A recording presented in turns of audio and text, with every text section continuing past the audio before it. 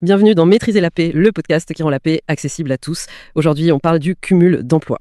Imaginez un salarié qui enchaîne 3 jobs à temps partiel juste pour boucler ses fins de mois. Et puis, du jour au lendemain, son employeur principal lui annonce son licenciement. Pas pour un retard, mais simplement parce qu'il travaille trop. Est-ce que c'est légalement possible de cumuler plusieurs emplois sans risquer sa carrière ? Alors oui, c'est une vraie question et nous allons décrypter ensemble les limites légales, les sanctions en cas de dépassement et les exceptions méconnues qui entourent le cumul d'activités. C'est parti. Commençons par le cas le plus classique qu'on rencontre sur le terrain, c'est-à-dire le fait pour un travailleur de cumuler plusieurs contrats de travail traditionnels, donc avec différents employeurs. Ouais, un cumul salarié-salarié, quoi. Exactement. Et il faut savoir que ce cumul n'est absolument pas interdit par principe. La liberté du travail, en France, c'est un droit fondamental. D'accord, donc on est libre ? Libre, oui, mais avec des garde-fous. Le législateur a dressé des barrières physiques et des limites légales très strictes. Pas pour vous empêcher de gagner plus, mais pour protéger la santé publique. Attendez. Si je décide de sacrifier mon temps libre, en fait, parce que j'ai désespérément besoin d'argent, pourquoi la loi viendrait se mêler de mes soirées ou de mes week-ends ? Parce qu'au-delà de votre volonté, il y a une réalité biologique, vous voyez. La règle absolue, c'est le respect rigoureux de la durée maximale légale de travail. Ça s'impose quel que soit le nombre d'employeurs. Je vois. Et c'est quoi cette limite, du coup ? Concrètement, vous ne devez jamais dépasser 10 heures de travail effectif par jour. L'idée, c'est d'assurer un temps de repos quotidien incompressible.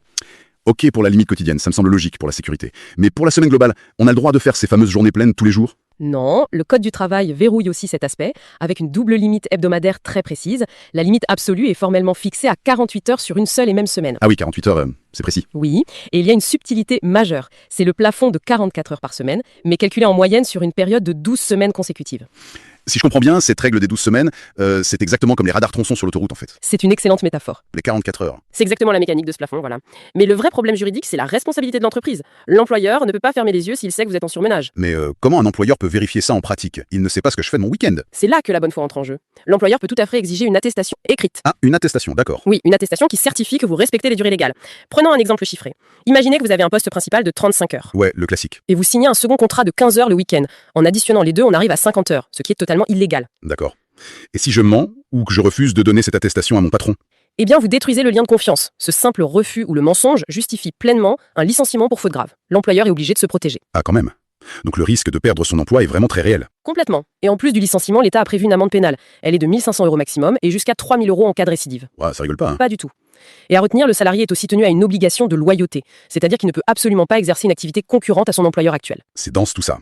Vous avez un support visuel pour s'y retrouver ? Oui, je vous offre le chapitre incomplet, 8 infographies qui décodent tout, du bulletin au barème de saisie et 40 questions de quiz corrigés pour valider vos acquis.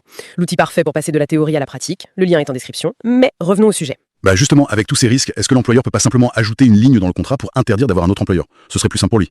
Alors, c'est ce qu'on appelle la clause d'exclusivité. Ça existe, bien sûr. C'est une ligne qui interdit formellement d'avoir une autre activité. D'accord, donc on peut être complètement bloqué. Oui, mais, et c'est là qu'il y a une grande nuance, cette clause ne peut pas s'appliquer n'importe comment, particulièrement dans le cas du temps partiel.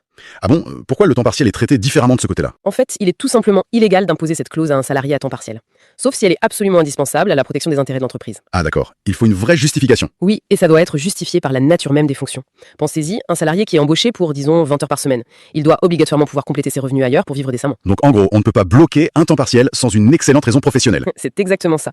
Et c'est vraiment le point à retenir. Une clause d'exclusivité qui serait abusive sur un contrat à temps partiel, elle n'est pas valable juridiquement. On peut aller encore plus loin. Oui, j'ai publié un article Substack sur ce sujet, avec une infographie à télécharger, le lien est en description. Continuons. On a vu le cas de l'activité salariée, mais qu'est-ce qui se passe si mon deuxième projet n'est pas un contrat de travail classique ? Par exemple, écrire un livre ou aider une association ? Ah, c'est une excellente question. Et la réponse est très rassurante. Seule l'activité salariée compte dans le calcul de la durée maximale légale. Ah ouais, donc on ne compte pas les heures associatives. Pas du tout. Les travaux artistiques, scientifiques, le bénévolat pur ou même les petits travaux d'extrême urgence, tout ça échappe aux limites légales. Et si je veux carrément créer mon entreprise, mais que j'ai une clause d'exclusivité avec mon patron actuel ? Dans ce cas-là, la loi a prévu une passerelle. La clause d'exclusivité peut être levée provisoirement, justement pour vous permettre de créer ou de reprendre une entreprise. Ah, on met la clause sur pause en fait. C'est valable combien de temps cette parenthèse ? Ce qu'on appelle les VDI. Donc c'est une parenthèse temporaire de 1 à 2 ans maximum. C'est ça.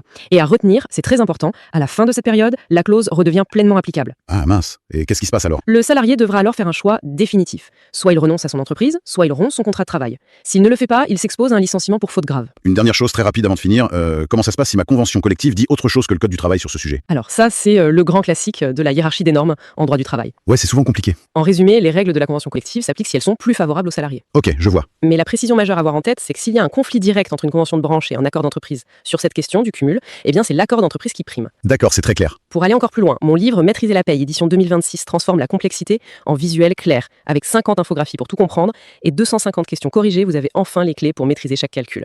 Le lien est en description pour commander votre exemplaire. Soutenez ce nouveau podcast avec une note 5 étoiles et un avis sur votre application d'écoute. Ça aide d'autres à nous trouver. Merci de nous avoir écoutés. On se retrouve demain pour un nouvel épisode. Prenez soin de vous. À demain sur Maîtriser la paye. À demain sur Maîtriser la paye.